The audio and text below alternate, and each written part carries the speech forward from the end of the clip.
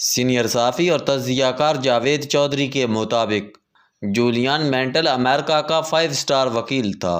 وہ Harvard university سے فارغ التحصیل تھا۔ نیو یارک میں ایک بڑی لا فرم کا مالک تھا۔ اس کے پاس اعلیٰ تعلیم یافتہ اور ذہین ترین قانونی ماہرین تھے۔ وہ فیس بھی کروڑوں میں وصول کرتا تھا، لہٰذا وہ امراء کا وکیل کہلاتا تھا۔ اس کے بارے میں مشہور تھا، وہ جس کیس پر ہاتھ ڈال دیتا ہے وہ اس کو جیت کر ہی رہتا ہے۔ امریکہ کی بڑی کمپنیاں اور امیر ترین لوگ اس کے کلائنٹ تھے۔ لوگ اس کی میز پر بلینک چیک چھوڑ جاتے تھے۔ وہ خود بھی رئیس شخص تھا۔ لاطینی امریکہ میں ذاتی جزیرے کا مالک تھا۔ ذاتی جیٹ جہاز تھا۔ نیو یارک کے مہنگے ترین علاقے میں مہنگے فلیٹ میں رہتا تھا۔ اس کے پاس سرخ رنگ کی ایک ایسی فراری کار بھی تھی جو کمپنی نے دنیا کے صرف چند لوگوں کے لیے بنائی تھی، اور وہ روزانہ نیو یارک کے مہنگے ترین ریستوران میں کھانا کھاتا تھا اور مہنگے ترین شراب خانوں میں بیٹھتا تھا۔ یہ اس کی زندگی کا ایک پہلو تھا۔ دوسرا پہلو یکسر مختلف تھا۔ وہ اپنے پیشے کو اپنی ذات سے زیادہ اہمیت دیتا تھا۔ وہ 20 گھنٹے مصروف رہتا تھا۔ مقدموں کی فائلیں پڑھتے پڑھتے میز پر ہی سو جاتا تھا۔ بیوی طلاق لے چکی تھی، بچے تھے نہیں، دوست اس نے بنائے نہیں تھے، اور عزیز رشتہ دار اور کلاس فیلوز اس کے رویے کی وجہ سے برسوں پہلے اسے چھوڑ گئے۔ لہٰذا وہ شدید تنہائی کا شکار تھا۔ وہ اس تنہائی کو شراب، عورتوں اور کام سے پر کرنے کی کوشش کرتا تھا۔ اس کوشش نے اسے وقت سے پہلے بوڑھا کر دیا تھا۔ اس کے بال سفید ہو گئے، گردن کی جلد لٹک گئی، چہرہ سوج گیا، سانس پھولنے لگی اور معدے میں السر نکل آیا۔ وہ پانی اور ڈبل روٹی کے سوا کچھ نہیں کھا سکتا تھا۔ وہ 52 سال کی عمر میں 70 سال کا بوڑھا دکھائی دیتا تھا۔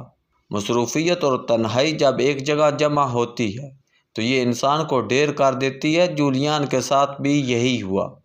وہ ایک دن عدالت میں دلائل دے رہا تھا، اچانک اس کے سینے میں درد اٹھا۔ اس نے دل پر ہاتھ رکھا اور جج کے سامنے فرش پر گر گیا۔ جولیان کو خوفناک ہارٹ اٹیک ہوا۔ اسے اسپتال پہنچا دیا گیا۔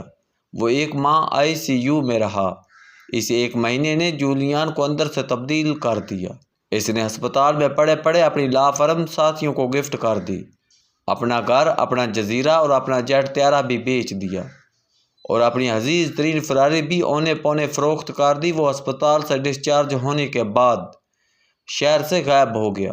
وہ کہاں گیا؟ بڑے عرصے تک لوگ ایک دوسرے سے پوچھتے رہے، لیکن جولیان کی اگلی منزل کے بارے میں کسی کو کچھ معلوم نہیں تھا۔ لوگ اسے آہستہ آہستہ بھول گئے۔ اس واقعہ کے 3 سال بعد جولیان اچانک نیو یارک میں واپس آ گیا۔ لوگ اسے دیکھ کر حیران رہ گئے، کیونکہ بوڑھا، بیمار، چڑچڑا اور تھکا ہوا جولیان اب شکل سے 30 سال کا جوان لگتا تھا۔ اس کا چہرہ سرخ، آنکھیں روشن، بال سنہری، کمر 30، چھاتی باڈی بلڈرز کی طرح ابھری ہوئی، بازو موٹے اور سخت، اور ٹانگیں گھوڑے کی طرح مضبوط اور پتلی تھی۔ وہ 10 کلومیٹر دوڑ بھی لگا سکتا تھا اور ہزار سیڑھیاں بھی چڑھ جاتا تھا۔ نیا جولیان پرانے جولیان سے بالکل مختلف تھا۔ یہ پرسکون بھی تھا، صحت مند بھی تھا اور توانائی سے بھرپور بھی تھا۔ لوگوں نے اس سے اس کایا کلپ کا فارمولہ پوچھا۔ جولیان نے بتایا، میں جب ہسپتال میں داخل ہوا تو مجھے اپنی زندگی کے تجزیے کا موقع ملا۔ میں نے اس وقت اپنے آپ سے پوچھا، جولیان، کیا یہ زندگی ہے؟ کیا صرف کام کرنا، پیسہ کمانا اور تعشیات جمع کرنا زندگی ہے؟ اور کیا زندگی کا دوسرا نام اندھی مصروفیت، تنہائی اور بیماری ہے؟ میرے اندر سے آواز آئی، نہیں، زندگی اور زندگی کا مقصد سراسر مختلف ہے۔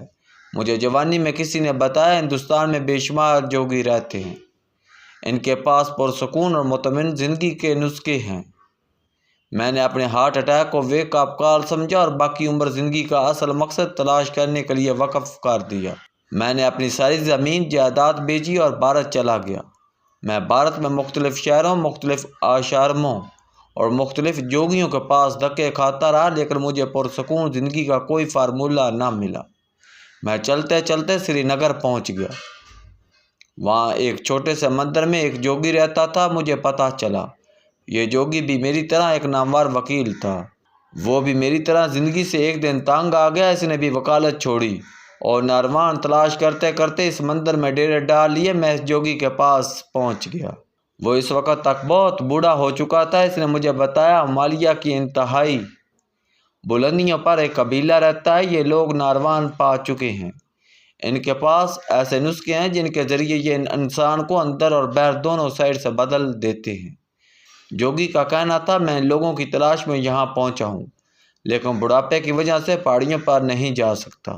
تم کوشش کرو، شاید تم کامیاب ہو جاؤ۔ میرے ہاتھ ٹپ آ گئی، میں اٹھا اور پہاڑوں کی طرف چل پڑا۔ میں مہینوں ہماریوں میں مارا پھرتا رہا، بارشیں آئیں، طوفان آئے، برفیں پڑی، لینڈ سلائڈنگ ہوئی، لیکن میں آگے بڑھتا رہا یہاں تک کہ میں اس قبیلے تک پہنچ گیا۔ وہ کمال لوگ تھے، وہ پہاڑوں میں رہتے تھے، اپنا اگاتے تھے، اپنا کھاتے تھے، کسی کے پاس جاتے تھے اور نہ کسی کو پاس آنے دیتے تھے۔ ان میں سے ہر شخص کی عمر 100 سال سے زیادہ تھی، لیکن وہ ہمارے نوجوان سے زیادہ چاق و چوبند تھے۔ ان کی زندگی ڈسپلن میں پروئی ہوئی تھی، وہ رات کو جلد سو جاتے تھے اور صبح 4 بجے بیدار ہو جاتے تھے۔ وہ لوگ ذہنی، جسمانی اور روحانی لحاظ سے بہت تکڑے تھے۔ وہ کسی منفی سوچ کو ذہن کے قریب نہیں بھٹکنے دیتے تھے۔ اگر کبھی کسی کے ذہن میں کوئی منفی سوچ آ جاتی تو وہ فوراً برف کے یخ تالاب میں چھلانگ لگا دیتا اور اس وقت تک پانی میں رہتا جب تک اس کا جسم نیلا نہیں پڑ جاتا تھا۔ وہ چپ کا روزہ بھی رکھتے تھے، وہ پورا دن کسی سے کلام نہیں کرتے تھے۔ ان کا خیال تھا انسان کو اندر سے پرسکون ہونا چاہیے، بیرونی دنیا خود بخود ٹھیک ہو جائے گی۔ جولیان نے بتایا، میں 3 سال اس قبیلے میں رہا۔ میں نے ان 3 برسوں میں ان سے زندگی کا اصل فارمولہ سیکھا۔ ہمیں سونا کیسے چاہیے، ہمیں جاگنا کیسے چاہیے، ہم سورج اور چاند سے کیسے توانائی حاصل کر سکتے ہیں، جنگل اور پہاڑ انسان کے لیے کیوں ضروری ہیں، ہمیں کیا کھانا چاہیے اور ہمیں کس چیز سے پرہیز کرنا چاہیے، ہم اس عارضی زندگی کو کیسے مفید بنا سکتے ہیں، ہم ایک لمحے کو کیسے استعمال کر سکتے ہیں اور ہم اپنی سوچوں کو کیسے کنٹرول کر سکتے ہیں۔ میں نے ان سے یہ سارے فارمولے سیکھ لیے۔ میں جب مہر ہو گیا تو انہوں نے مجھے حکم دیا، تم واپس جاؤ اور اپنے لوگوں کو شاندار مطمئن زندگی کے یہ سارے گر سکھاؤ۔ میں اس جنت سے واپس نہیں آنا چاہتا تھا، لیکن انہوں نے مجھے زبردستی جہاں بھجوا دیا۔ جولیان بعد ازاں پوری زندگی لوگوں کو روحانی، ذہنی اور جسمانی صحت کے گر سکھاتا رہا۔ وہ نیو یارک میں امریکی بخشو کے نام سے جانا جاتا تھا۔ اس کی زندگی اور اس کی تعلیمات پر رابن شرما نے ایک انتہائی خوبصورت کتاب لکھی۔ یہ کتاب بیسٹ سیلر ہے اور یہ اب تک جولیان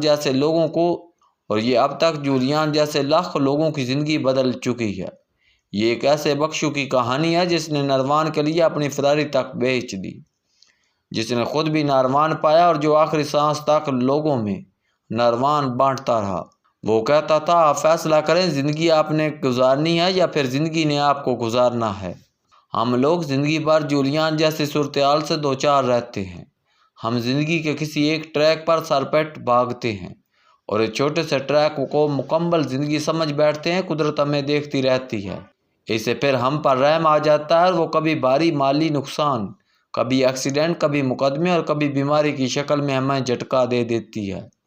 قدرت اس جھٹکے کے ذریعے ہماری زندگی کے چھوٹے سے معمولی سے ٹریک نکال کر زندگی کے اصل بحر بیکراں سے متعارف کرانا چاہتی ہے، لیکن ہم میں سے زیادہ تر لوگ اس جھٹکے کو مصیبت یا امتحان سمجھ کر اپنا علاج کراتے ہیں، معاملات سیٹل کرتے ہیں اور دوبارہ پرانے کنویں میں چھلانگ لگا دیتے ہیں۔